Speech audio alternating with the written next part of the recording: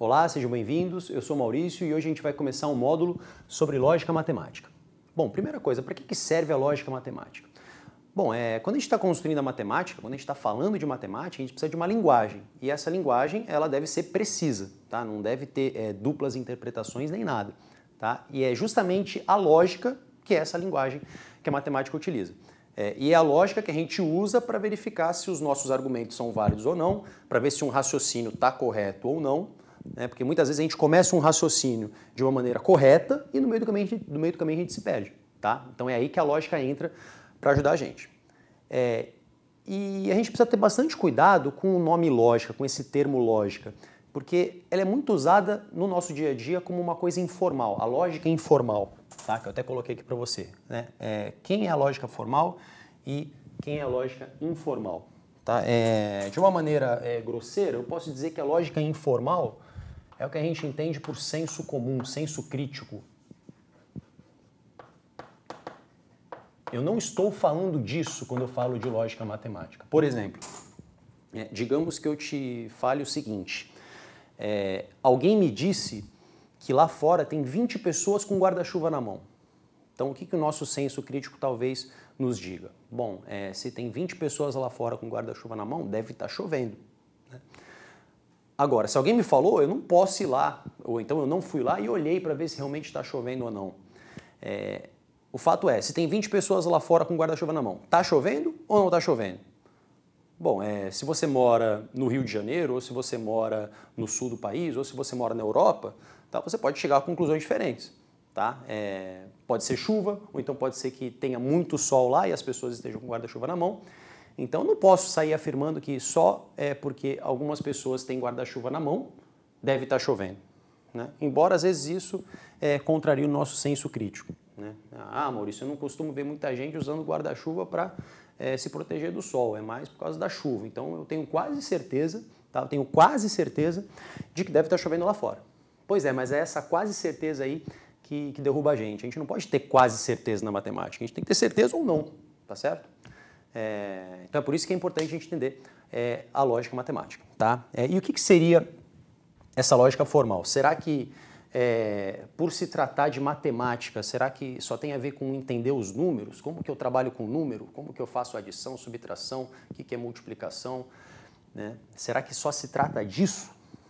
E a gente vai ver que não. Tá? O estudo da lógica envolve o entendimento de várias expressões, tá? Algumas que eu posso te citar agora. A expressão ser e somente ser é uma expressão que aparece muito em lógica. A expressão uma coisa implica outra também é uma sentença que aparece, uma afirmação que aparece com bastante frequência. Então vamos colocar um exemplo aqui só nessa nossa introdução para a gente ver um exemplo de aplicação. Falei para você do uma coisa implica outra. Tá? O símbolo que a gente usa é esse. Tá? Uma setinha. Tá? O lado esquerdo implica o direito. Tá? Vou colocar aqui para você implica. Um exemplo possível de aplicação desse conceito. Eu posso dizer que se uma pessoa nasceu no estado de Minas Gerais, ou seja, se uma pessoa é mineira, então ela deve ser brasileira.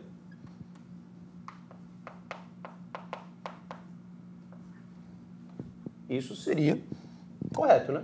Bom, se a pessoa nasceu no estado de Minas Gerais, ela nasceu no Brasil. Legal. Agora, o contrário já não é verdade, né? Se a pessoa é brasileira, não necessariamente ela nasceu no estado de Minas Gerais. Ok? Agora, um outro exemplo. Se eu tenho um número x negativo, então o quadrado dele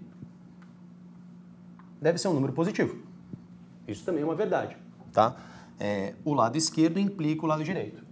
Eu também costumo dizer que se isso acontece, então aquilo também acontece. Tá? Se a pessoa é mineira, então ela é brasileira. Tá? Outro exemplo, por exemplo, da geometria.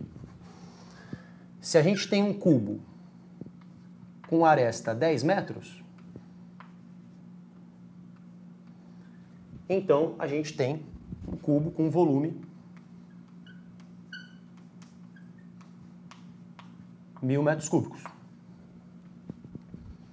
Isso também é uma verdade, tá? o cubo ter aresta 10 metros implica esse mesmo cubo ter um volume de 1000 metros cúbicos.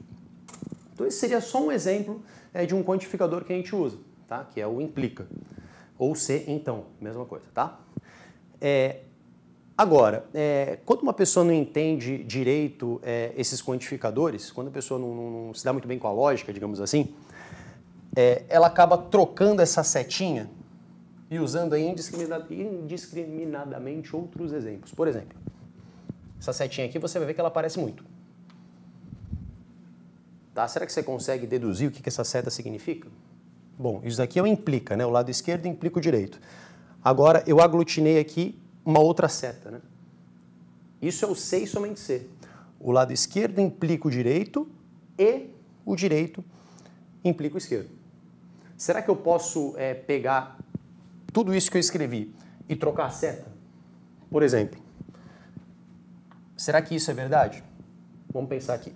Bom, se eu sou mineiro, com certeza eu devo ser brasileiro. Isso está correto.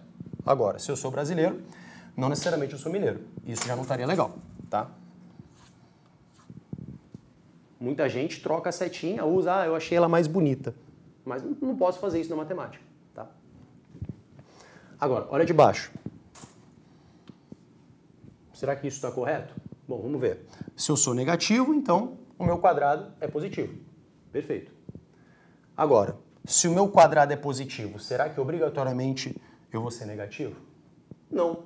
Basta eu te dar um contra-exemplo. Por exemplo, o quadrado do número 2, que é positivo, é 4, que também é positivo. Então, se o quadrado do número é 4, não necessariamente ele vai ser negativo. Ele pode ser o 2.